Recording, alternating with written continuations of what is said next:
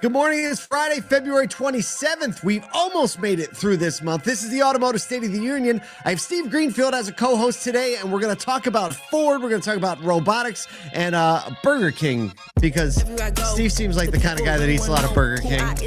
Or not.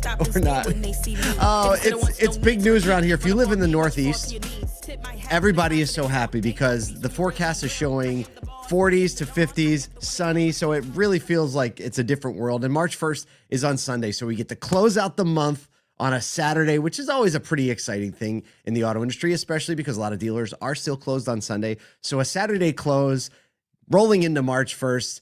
Daylight savings is a week away. I think everybody's just kind of in a good mood. One thing put me in a really good mood yesterday. I'm going to pull it up. I have a paper copy of this week's automotive news, and you probably can't see it. My camera won't focus on it, but right there, you can't see it in the thing. But basically, The Truth About Car Dealers, the new docuseries, or season 2 of the docuseries we released, got featured in the print edition, which always feels a little more special than the digital edition.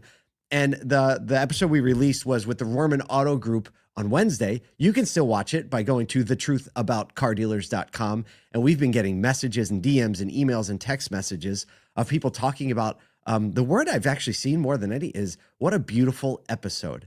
And even the Rohrman Group, when they're close to it, they said they called it a piece of art, which was interesting. And I think when you're so close to it, regarding the Rohrman Group, when you're so close to the thing, you don't actually see the beauty in it because there's operations and there's things moving.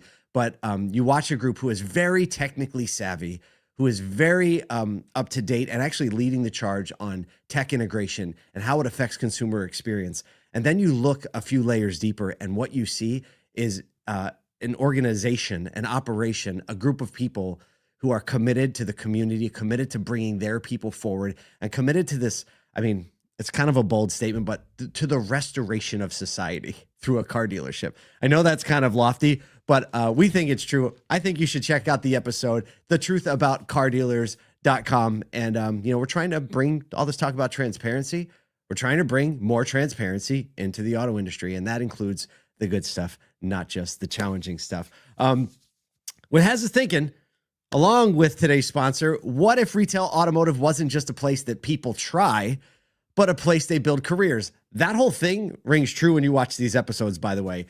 But the auto industry loses nearly $20 billion a year to turnover, but dealers are fighting back with ESIQ because it measures employee engagement and satisfaction so that you can fix issues before it turns into farewells. No guessing, no drama, just clear workforce insight built just for dealerships, because when employees thrive, customers notice, and when customers notice, your store is winning. It's a pretty simple equation. Visit esiq.ai to learn more and join the fight against people leaving and staying and building this industry and making it an industry people fight to join. All right, I think it's been long enough. We're going to bring Steve Greenfield in. Steve, are you ready for Friday? I feel like you're always ready for Friday. I am. I have a prop, Paul, unexpected. Oh, do you know what this is? Deal jacket. Oh, foreshadowing, nice. My friend. So I have a new daily driver coming that's going to be hopefully here in about 14 days. All been done via text, 100% via text. And maybe what I'll do is I'll try to convince the dealer principal from the dealership to get on a show here. And Let's do it. We can talk through how this transpired, because it's a good story. If people have been paying attention to my LinkedIn, they might actually know the car that I have coming. And I'm super excited. This is gonna be like a super fun car to have as a daily driver. But is it anything like the cars of the week that you feature in your newsletter? No, those wouldn't be daily drivers. Those wouldn't be daily drivers. But there is a hint though this week on LinkedIn if you're paying attention. But I am excited, and it's very interesting. I just thought of it now. Like the entire 100% of the transactions all been via text. I've been texting. They've sent me a couple of links where I've uploaded documents that they needed, like STIPs and such. But yeah, it's been a pleasure to deal with these folks. They've been hyper responsive. And by the way, I'm sure from their perspective, we get to get like the new car manager on. This is going to be a very profitable deal for them, I think, overall. But let me get the permission to use their name. And, get the permission. We'll get them on the show if they're down. How far away from where you live did it come from? It's got to be. That's a good question. Maybe a 10-hour drive, probably, from where I am. Yeah, so well outside. well outside regional. They had a dealer trade for it. It's a unique spec that I wanted. They had a dealer trade for it, so they're cleaning it, detailing it, doing a little extra work to it. Yeah. And then, they're going to ship it down here, and it should be down here by sort of mid-March. I mean, it's hard to get those cyber beasts these days, Steve. Yeah, right, exactly. It's you call me out. You call me out. Least likely truck for Steve to be as a cyber beast. And half the people are probably like, really? Did he get one of those? No. We'll clear it all up. We'll clear it all up next week. Hey, here's a fun fact for today. This is your 20th time co-hosting this show. Wow, good. You're tracking. I haven't been. That's awesome. Well, I mean, I'm going to pretend that I'm tracking, but really Nathan's tracking.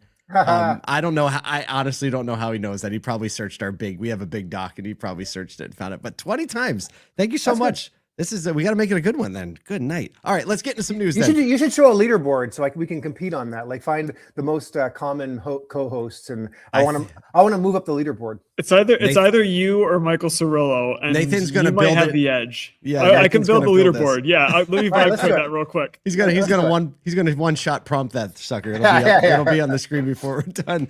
While the EV race may be evolving into a robotics race, Hyundai is positioning its Atlas humanoid robot directly against Tesla's Optimus, signaling the next competitive edge for OEMs could be autonomous labor inside the plant. Both Atlas and Optimus are built on EV fundamentals, batteries, EV motors or electric motors, advanced sensors, and of course AI. Hyundai's Atlas boasts a 50-kilogram payload, more than double what Optimus can do. They cited 20 kilograms, making it viable for heavier auto tasks. Hyundai plans plan deployment by 2028, starting with repetitive work like parts kitting before scaling to full assembly integration. Tesla targeting similar in-house functions for Optimus. So Hyundai investing $6.3 billion into a robotics factory and AI infrastructure, while Tesla maintains a cost advantage, obviously through vertical integration and their in-house program. Here's a quote from DS investment analyst Tae-Yoi Cho. The market needs a massive number 2 company to fill the void, and Hyundai is at the forefront of the competition. So here we go. Cars to robotics. Very cool. So we mentioned this before, but at CES, which is the biggest trade show in Vegas, it's much bigger than NADA at the beginning of the year. Hyundai had the largest booth in the West Hall, the same hall that NADA was in, and they didn't have any cars. They had robots. So it definitely sent a message. They bought Boston Dynamics a few years ago. You might remember had the yellow spot dog. Yep. And now they've got this Atlas humanoid robot. And I don't know that they need to choose war against Tesla on this, but they are well ahead of where Tesla is. I mean, we haven't really seen an Optimus in production out there, other than like with Elon on stage. So right. I'm very interested to see if and how Tesla makes progress. As they announced like last week, I think that they discontinued the S and the X models, and they're going to retool those lines to build Optimus robots. But I mean, this is an interesting, brave new world we're entering into for sure. I mean, I'm not necessarily believing that everyone needs a humanoid robot in their home to do the more mundane, repetitive tasks, but that is the vision for a lot of folks, including Elon Musk. Yeah, I think the philosophy around having a strong number 2 competitor always works in any industry, in any market, right? It's really good to be Burger King. We're going to talk about Burger King. I wish it was time to segue into that. It's not. We'll get there. We'll get to Burger King. And I think the Boston Dynamics acquisition, a lot of people looking at that. We're talking, though, about auto manufacturing, and I think the broad scale of humanoid robots is so much bigger than manufacturing, although manufacturing a very simple, or I say simple, but an obvious or likely first stop. But, like you mentioned, humanoid robots in houses, obviously defense always scoops up the technology to say, how can we use this for defense purposes first? But I love that Hyundai's doing this. I love that they're doing it in the US. And it just makes sense that these technologies would hand in hand get better and better. And I think it goes back to what we always talk about is training data means so much, especially in real world environments. So Tesla, I think, has a massive advantage on real world training data, how human forms interact and move. So it'll be interesting what they can pull out of that. And I'm just excited. We have our popcorn here, and I want to see some more robots. We're going to try to have some robots maybe at a SodaCon this year. That'd be great. Oh, wow. Dancing on stage? Well, I don't know about that.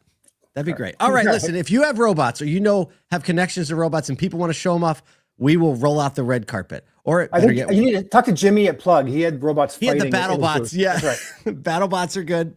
Mia had a fun robot. And the thing could like run, which was really unsettling when it ran toward you. Now, granted, it's the size of like a I don't know, like a 10-year-old child, but still, it looks pretty stocky. I would pay, Nathan, for the record, I'd pay $1,000 to see Paul box a robot on stage. Like me, my person boxing. You boxing a robot, $1,000. You should go. I think we could get like several people in on this, and let's do it. Let's go. Let's bidding. Let's get the bidding started. 10 people. I'd like to see Paul in for $1,000. Paul boxing a robot. Listen, do you all forget? Do you all forget where I'm from? The Rocky theme song is in my blood. I'm from South Philly. There we go. That's a challenge. There you go.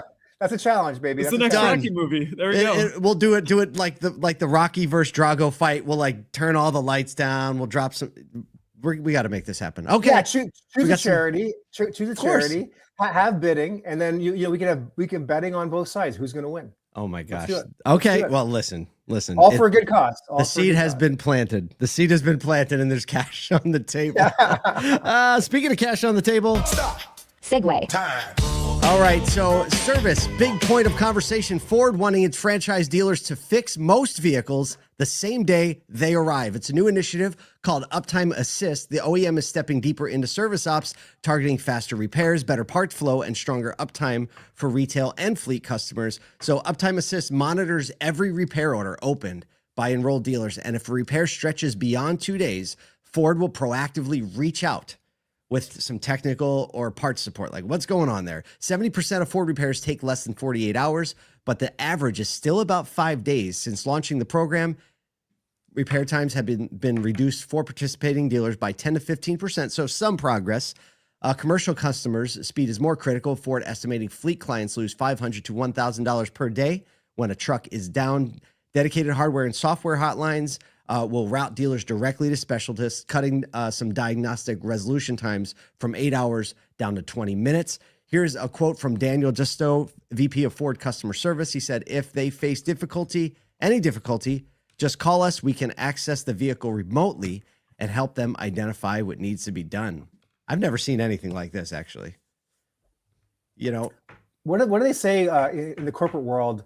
It's called seagull management. The corporate folks come in, they shit on everything and fly away. I think that I'd love to get some dealers on here and hear what they think, because look, dealers only get paid when the ROs close and they can bill the customer. It's not like dealers are intentionally sitting on stuff for 5 days. So this seems to be like it's going to create a lot of friction with dealers. If we interviewed 5 or 10 dealers, I bet you they're going to say, well, I either can't get the parts, or can't get the parts, or Ford won't give me the parts, or I can't get the parts. So, I mean, it's not like they're intentionally sitting on ROs. So I don't know. I mean, this sounds good in theory. I know Ford's had these huge like PR challenges with recalls recently, and this is probably meant to mitigate it, but my goodness. I mean, that's interesting.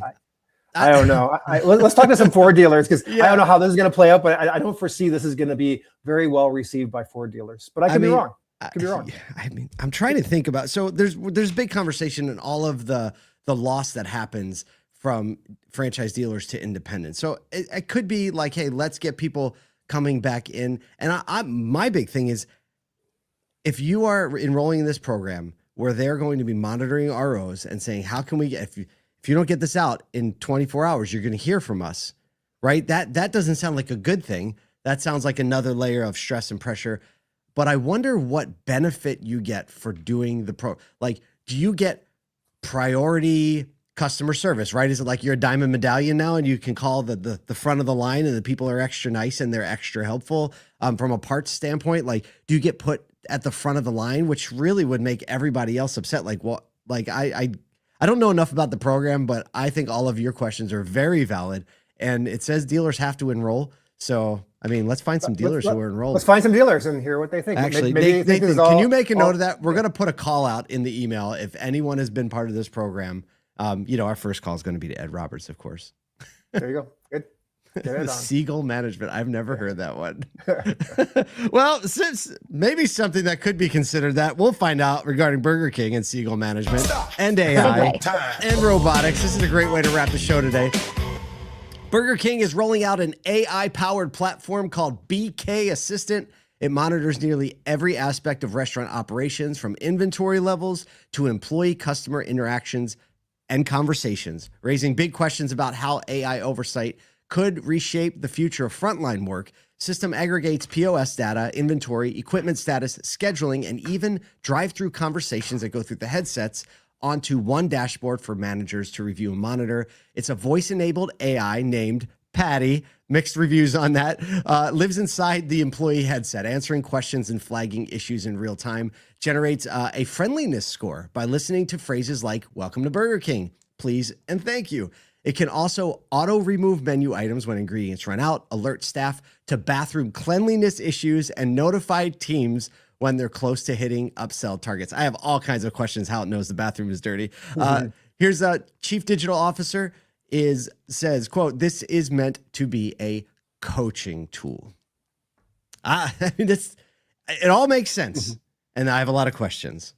I love it. I think that, look, we should be using AI to effectively augment the effectiveness of every employee. Yep. And if you can be anticipating what an objection might be and whispering in the ear of the associate to help or whatever, I think it's or the best opportunity to upsell. Ask this person if they want fries, ask this person if they want ice cream or whatever it might be. I think it's great. It should hopefully, if it's done well and implemented well, it should help the employee. They should be happier. Their life should be easier and raise the bar. I think that all your questions are good ones. It is like Big Brother watching, and there's could be carrot and a stick here. Combination thereof. But listen, I think that the analog for dealers is great. Frontline people taking calls, service advisors, technicians, or whatever. It's not too long before we have sort of either Google glasses that are showing something on a screen, or something in your ear that's whispering to you to try to help you do things more effectively, right? I guess back to Ford. If Ford implements this well, and every technician has something whispering in their ear saying, "Hey, try this part number," or here's a shortcut to do this job quicker, or whatever. That's good. That's utopian. I think that's really, really awesome. There is maybe an ugly underside that it's always listening. You got to get consumer permissions and consumer protection and data issues, et cetera. But I like it theoretically. I really like this. I think in the drive-through sense, it's very easy to solve that problem, right? A little sign by the speaker, right? Like, just so you know, this is being monitored by AI to be an assistant. I think as they're posing this, I didn't think of it as a sales tool, but as a management tool. One of my first jobs was at a Burger King, and there are a lot of things that happen in the store, like this. It mentions the soda syrup being low. That cause a big problem, and then everyone has to scramble and rush. And if the AI is just like, "Hey, the syrup's getting low," also things that management tool where you can make sure the customer experience is how it is. Now, I was thinking about my cohort when I was a Burger King employee and the equivalent cohort today. And there's a lot of video game playing, and a lot of video games already have a smart, we'll call it an AI assistant, that's alerting you when things are changing in the game, when the landscape is shifting, when there are things you need to be paying attention to. So there's an element of gamification, I think, that will be actually very native to a lot of folks that work at a Burger King already. So I think this is going to be big. In the end, this is going to lead to fewer people in the store. That's right. What I think, right? Because it'll just be more efficient. But if it can also lead to a better customer experience, there'll be more business, which means they might need more people in the store. So, sure. The one-to-one to automotive is very clear. The augmentation of AI tools that help the person that has the ability to do the human things, to move the molecules, to talk face-to-face, to make connections with people, augmenting that is the biggest win that AI could possibly give us. And so We'll see. Burger King leading the way here. Steve, thank you so much. Again, 20 episodes we've co-hosted. Amazing. It's Friday. We're doing weather. We're doing the auto industry. We got a Saturday close. You got a new vehicle coming. What an exciting time to be alive. We'll see you here tomorrow.